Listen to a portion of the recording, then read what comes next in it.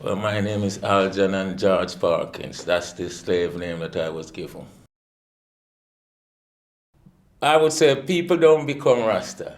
You're born. Some people born of the spirit, some people born of the flesh. Yeah, so we are all not the same. Yeah. But we can learn from each other and learn. And for me, when I was a child, 14 years old, like I told you, I going to Catholic school, going to church, whatever, and then I didn't like what I see around. Because all the Christians, my sisters and family, when they go to church, they have to pretty shoes, they have to do their hair, the pretty clothes and everything. And I always question my mind, how come they can't just go to church and just round the corner, sit down and pray? And when I look at that, I saw the question in my mind, oh, you have to question yourself. Don't believe everything people tell you. And then I could see the Rasta man now, him having little drum and a play and they go on and beat. And you could feel much better. It's more relaxed, it's more easy. There was no hypocrisy. He didn't have to straighten his hair, he didn't have to put any fancy clothes. And I started to look at John the Baptist and Christ in them time. That's the way it usually be. After 40 days and 40 nights in the wilderness, Christ didn't come out looking rosy and dressed and smell good and tidy. No, because he was with the animals and birds. He wasn't with people. Because people didn't like him. So why I become Rasta? Because when I look at all the other religions, I didn't thought they were doing what the Bible was saying. So I couldn't see the relation between, and then the more questions arrive. And when you start to ask yourself questions, then that means you're looking for answers. But today, most people don't ask questions. They settle for anything they see, they hear, and what they think. But you keep asking the question, and the answers will reveal themselves to you. And so I become a Rasta because I didn't like the way the other religions were performing, which I know most about them because I read fortunately more, and I become a Rasta because that's the only one I see that is close to my heart. It's the only people that go around the world and talk about love. We are the only people that their system hate, just like they hate Christ. As far as I'm concerned, that's a good sign.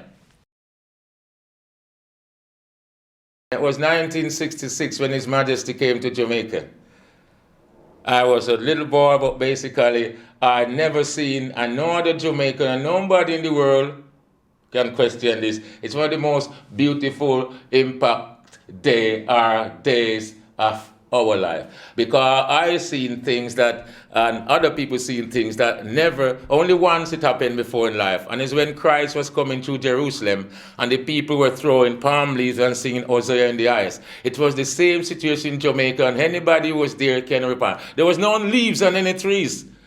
You don't have to pay in taxes or bus. Just jump on the top, jump in it and do whatever, and they take you where you want to go. And everybody, not just Rasta, everybody with leaf waving and all over the island. The island was in a turmoil for that day. And witnesses were there, millions of people seeing it, which would testify true. And I heard one man said, my God, I never seen it. He was just talking, a white man walking with his wife. I never seen anything like this in my life. And everybody was happy. Police, Rasta man could smoke his guns and on the street, free public, everything was free for that day. Everybody was free. There was freedom, free spirit for that day. I'm not saying this because Jah was there or Rastafari was there, but people got to make that decision for themselves. And that day, I or any Jamaican, anybody you see it, will never forget that.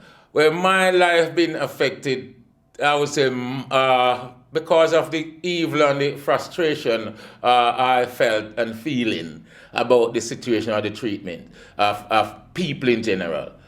So my life been affected not because of my personal reason, but my visual understanding and social understanding of my surrounding. It affects me. I go out there and I see a old lady crossing the street and somebody wouldn't help her cross the street. I say, what happened to people? People start to lose out more. So little things like that affects me. It doesn't have to be something big.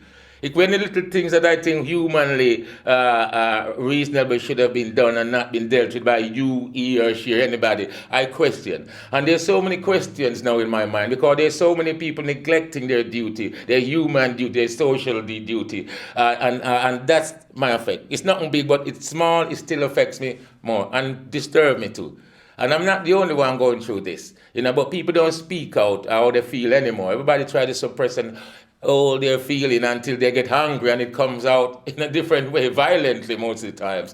Rastafari. Why do the heathen rage and the people imagine vain things? The kings of the earth set themselves together, and rulers take counsel against the Lord God and against the anointed saints. Let us break their band asunder and cast away this evil from among us.